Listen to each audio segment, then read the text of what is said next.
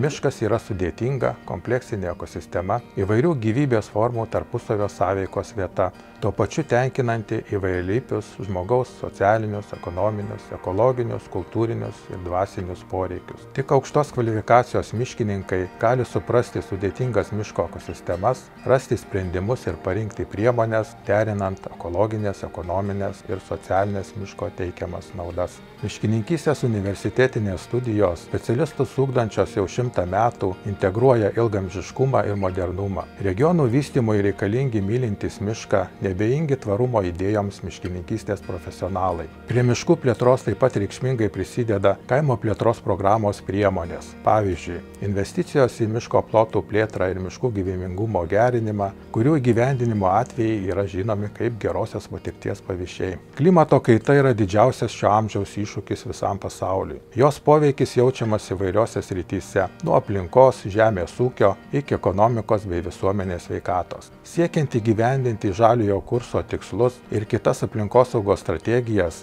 dėl kurių yra susitarusi Europa ir pažangios pasaulio šalys, kvalifikuotų ekologų poreikis tik augs. Ekologijos profesionalų kompetencijos reikalingos tiek valstybinėme sektoriuje, tiek versle. VDU Žemės ūkio akademijos miškų ir ekologijos fakultetas glaudžiai bendradarbiauja su socialiniais partneriais, kurie taip pat pastebi kvalifikuotų specialistų, gebančių spręsti miškų ir ekologijos problemas poreikį. Lietuvoje yra daug privačių miškų savininkų, kurie negimė būdami miškininkais ir jiems reikia pažangiausių žinių apie miškininkavimą.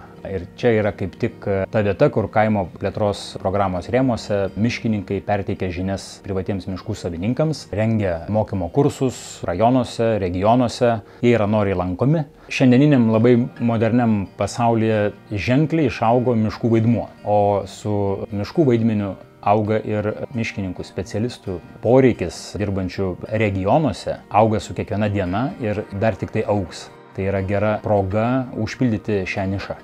Turėjome išplėstinę diskusiją apie poreikį miškininkų specialistų darbui Lietuvoje, ypač regionuose, ir susidūrėme su paradoksalia tendencija, kad mūsų aukštosios mokyklos išleidžia apie 30 specialistų kasmet, o poreikis yra apie 80. Tai darbą rasti tikrai nėra sudėtinga. Vykstant studijų mokslo ir verslo sinergijai ugdomi kvalifikuoti miškininkystės ir ekologijos profesionalai, kuriantys pažangius sprendimus miškų ūkyje ir prisidedantys prie tvarios regionų plėtros.